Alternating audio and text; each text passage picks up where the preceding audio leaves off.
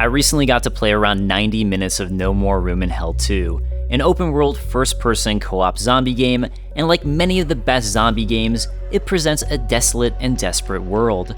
By pulling no punches, No More Room in Hell 2 is immersive in all the right ways.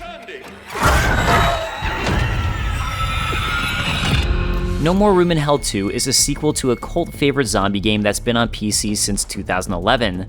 Like the original game, this sequel is Left 4 Dead inspired, though it's how it diverges down a path of its own that reveals the game's best qualities.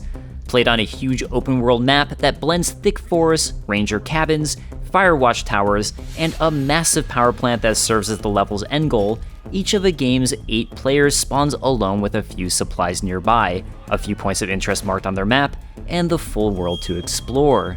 But exploration must be done carefully and with great consideration for every action.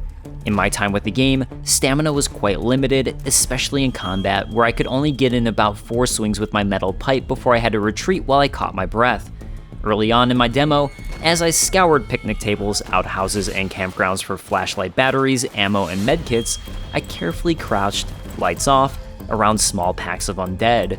My time in the original game had primed me to expect an unforgiving experience, and that kept me from having to learn that the hard way early on. The zombies in this world are the classic stumbling kind, rather than the runners of more recent fiction like 28 Days Later and World War Z. Put another way, they're more Dawn of the Dead 1978 than Dawn of the Dead 2004. However, even a single zombie presents a serious close quarters threat.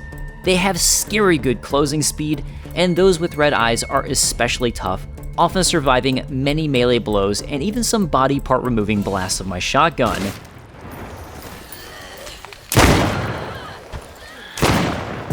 As I desperately chopped away at these more durable undead, layers of flesh and bone fell to the ground like a ceiling caving in from severe water damage.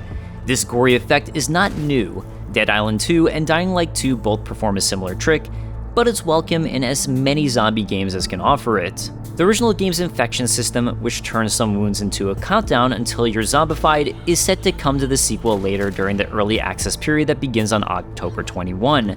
But even in this early build, permadeath is in place and threatens to wipe out all your character's progress.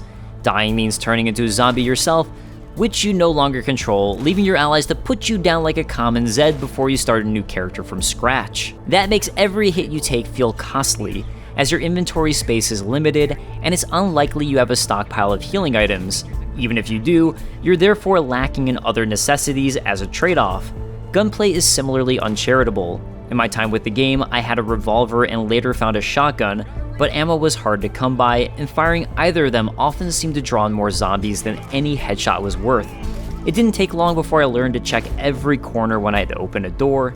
I also quickly trained myself not to stop moving for very long, and if I had to do something like heal or take inventory of my supplies, I first climbed onto a truck's roof or some other structure that gave me a brief moment of reprieve. No More Room in Hell 2 is a strength in numbers experience, and one of the great thrills I experienced in my early hands-on session was finding another survivor. Creeping alone through the woods and catching a glimpse of another flashlight dashing across the trees was a sigh of relief in both of my lengthy attempts at the game's difficult mission. Except for the feat of maybe not dying, you can't do much by yourself in No More Room in Hell 2, so even as you spend your early minutes scavenging and trekking towards a loot stash on your map, the first order of business is really to group up. With 8 players to a map, your squad is somewhat incomplete until you're all together, though it's not exactly a requirement that you ever do anything with another player.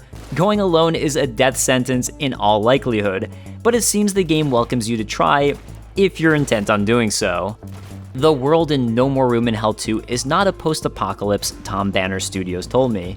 The story is set as the world is mid-downfall, a car that's careening off a rain-soaked highway, but not one that's yet wrapped around a tree.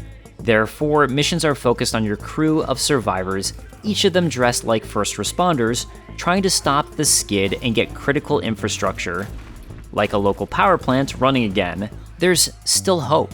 The world hasn't gone to hell quite yet, which helps contextualize your missions as extremely important for the fate of your local population, and perhaps humankind.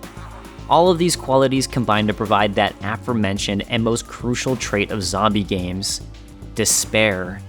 Video games are usually power fantasies, but horror games, and especially zombie games, are designed with the opposite in mind. What if you've just watched 4 of your friends get wiped out and a 5th is begging to be revived? Do you risk your character trying to save them? What if you're just too tired, too slow, or too weak to continue? What do you do when just 2 zombies were intense and now you're staring down 30 or more outside a mission-critical location? You can fight, but not forever. You can hide, but they'll find you. You can try and wait it out, but the dead don't sleep.